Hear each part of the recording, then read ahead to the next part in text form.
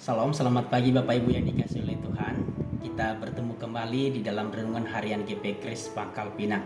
Bersama saya Guru Injil Eber. Mari kita siapkan hati kita untuk mendengarkan dan merenungkan firman Tuhan. Mari kita berdoa. Bapa kami yang baik, Tuhan kami Yesus Kristus, terima kasih Tuhan untuk penyertaan Tuhan di dalam hidup kami. Pagi hari ini kami rindu mendengar suara Tuhan, kami rindu merenungkan firman Tuhan. Tolong kami, mampukan kami agar kami bisa memahami firman Tuhan ini di dalam hidup kami. Sehingga ya Tuhan, kami tidak hanya mendengar, tidak hanya merenungkan, tetapi kami melakukan firman Tuhan ini di dalam hidup kami hari lepas hari. Kami sudah siap mendengar firman Tuhan. Dalam nama Tuhan Yesus kami berdoa dan mengucap syukur. Amin. Firman Tuhan hari ini terambil dari 1 Korintus pasalnya yang ke-13 ayat pertama sampai ayatnya yang ke-13. Bunyinya demikian. 1 Korintus pasal 13 ayat 1 sampai ayat 13, demikian bunyi firman Tuhan. Sekalipun aku dapat berkata-kata dengan semua bahasa manusia dan bahasa malaikat, tetapi jika aku tidak mempunyai kasih, aku sama dengan gong yang berkumandang dan canang yang gemerincing. Sekalipun aku mempunyai karunia untuk bernubuat dan aku mengetahui segala rahasia dan memiliki seluruh pengetahuan, dan sekalipun aku memiliki iman yang sempurna untuk memindahkan gunung, tetapi jika aku tidak mempunyai kasih, aku sama sekali tidak berguna. Dan sekalipun aku membagi-bagikan segala sesuatu yang ada padaku, bahkan menyerahkan tubuhku untuk dibakar, tetapi jika aku tidak mempunyai kasih, sedikit pun tidak ada faedahnya bagiku. Kasih itu sabar, kasih itu murah hati, ia tidak cemburu. Ia tidak memegahkan diri dan tidak sombong. Ia tidak melakukan yang tidak sopan dan tidak mencari keuntungan diri sendiri. Ia tidak pemarah dan tidak menyimpan kesalahan orang lain. Ia tidak bersukacita karena ketidakadilan, tetapi ia bersukacita karena kebenaran. Ia menutupi segala sesuatu, percaya segala sesuatu, mengharapkan segala sesuatu, sabar menanggung segala sesuatu. Kasih tidak berkesudahan, nubuat akan berakhir, bahasa roh akan berhenti, pengetahuan akan lenyap. Sebab pengetahuan kita tidak lengkap dan nubuat kita tidak sempurna.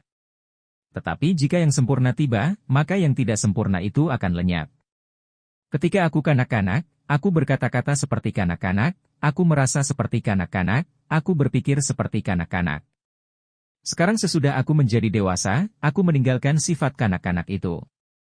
Karena sekarang kita melihat dalam cermin suatu gambaran yang samar-samar, tetapi nanti kita akan melihat muka dengan muka. Sekarang aku hanya mengenal dengan tidak sempurna, tetapi nanti aku akan mengenal dengan sempurna, seperti aku sendiri dikenal. Demikianlah tinggal ketiga hal ini, yaitu iman, pengharapan dan kasih, dan yang paling besar di antaranya ialah kasih. Demikian pembacaan firman Tuhan. Saudara yang dikasihi oleh Tuhan, minggu lalu saya mengatakan bahwa di dalam gereja, Tuhan telah menetapkan masing-masing orang dengan berbagai macam karunia, baik yang terlihat maupun yang tidak terlihat di depan orang banyak. Masing-masing orang melakukan pelayanannya berdasarkan karunia yang Tuhan anugerahkan dengan tujuan demi kesatuan tubuh Kristus. Namun di akhir pasal 12 ada satu kalimat yang penting sekali kita renungkan hari ini. Di pasal 12 ayat 31b, namun aku menunjukkan kepadamu jalan yang lebih utama lagi. Artinya ada yang lebih penting dan prioritas dari semua karunia-karunia itu, yaitu kasih.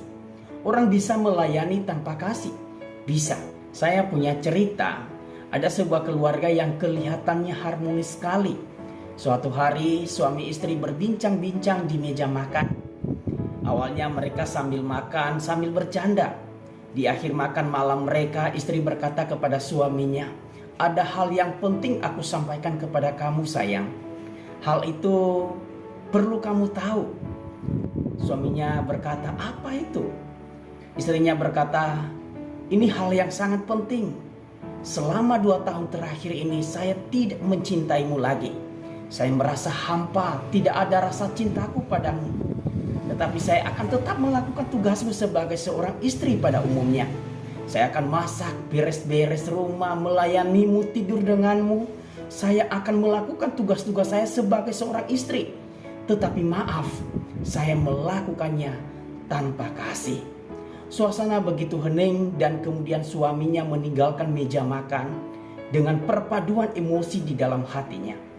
Saudara yang dikasih oleh Tuhan, ini menggambarkan bahwa banyak anak-anak Tuhan di dalam gereja Tuhan memiliki karunia yang luar biasa dan melayani, tetapi tanpa kasih, melakukannya sebatas rutinitas atau tugas yang diberikan oleh gereja, atau melayani dengan motivasi yang salah, sehingga ketika konflik itu ada, langsung meninggalkan pelayanan dan mungkin saja tidak datang lagi ke gereja.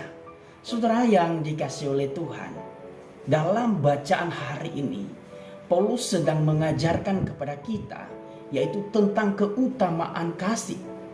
Karunia rohani dan kasih bukan dua pilihan yang harus dipilih salah satu.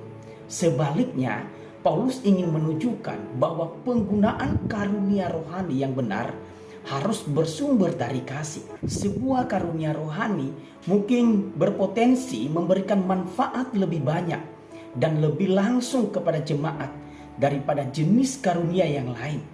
Tetapi jika karunia yang lebih bermanfaat itu dipraktikkan tanpa kasih, hal itu menjadi kurang bernilai.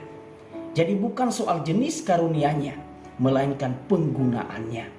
Di ayat 1-3 kalau kita perhatikan, Paulus menggambarkan dirinya sebagai seorang yang memiliki banyak karunia. Misalkan dia bisa berbicara dalam semua bahasa manusia dan malaikat, memiliki pengetahuan doktrin yang hebat, memiliki iman yang teguh, dikatakannya mampu memindahkan gunung, bahkan dia berani menyerahkan tubuhnya untuk dibakar. Tetapi jika tanpa kasih, bagi Paulus semuanya tidak ada faedahnya, tidak berguna. Saudara yang dikasih oleh Tuhan, apa yang terjadi apabila semua karunia rohani yang spektakuler tidak disertai dengan kasih? Paulus menjawab, aku sama sekali tidak berguna. Dalam teks Yunani, makna yang diekspresikan lebih kuat, yaitu aku adalah bukan siapa-siapa. Biasanya orang yang memiliki karunia rohani yang spektakuler, yang luar biasa, suka dipuji oleh orang banyak. Tetapi di mata Tuhan, orang yang menggunakan karunia itu tanpa kasih tetap bukan siapa-siapa. Paulus sendiri dalam taraf tertentu sudah menunjukkan demonstrasi kasih yang besar. Ia rela melepaskan untuk menerima tunjangan hidup. Ia sering dihina dan direndahkan orang. Beragam penderitaan dan kesusahan sudah ia alami dalam pelayanan, bahkan sempat membuat ia putus asa. Bahaya maut pun berulang kali menghadang dia. Semua ini dia lakukan karena ia mengasihi jemaat di Korintus. Mari kita melihat kasih itu seperti dalam bacaan kita hari ini, mulai dari ayat 4 sampai ayatnya ke-7. Dan bagaimana kekuatan kasih itu yang sifatnya tidak berkesudahan, memberikan kesan yang luar biasa. Kita bisa membaca ini di dalam ayat 8 sampai ayatnya ke-13. Saudara yang dikasih oleh Tuhan, dari pemaparan di atas dapat disimpulkan bahwa ukuran pemberian dan pengorbanan bukan terletak pada jumlah yang diberikan atau yang dikorbankan maupun perasaan si pemberi itu. Allah melihat ke dalam hati manusia. Allah melihat ke dalam hati kita. Bisa saja semua demonstrasi ini tidak bersumber dari kasih yang tulus. Sebagian orang memberi karena terpaksa.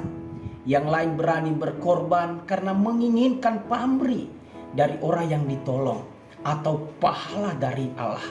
Semua ini tidak muncul dari hati yang mengasihi.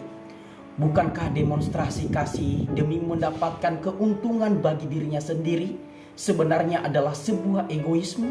Saudara yang dikasihi oleh Tuhan, jikalau kita melakukan sesuatu untuk orang lain atau untuk Allah dengan motivasi untuk mendapatkan sesuatu dari tindakan itu, kita justru tidak akan mendapatkan apa-apa.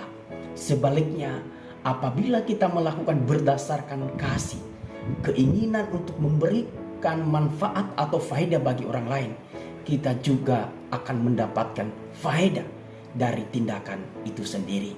Kiranya firman Tuhan ini menolong dan memberkati kita semua. Amin. Tuhan Yesus memberkati.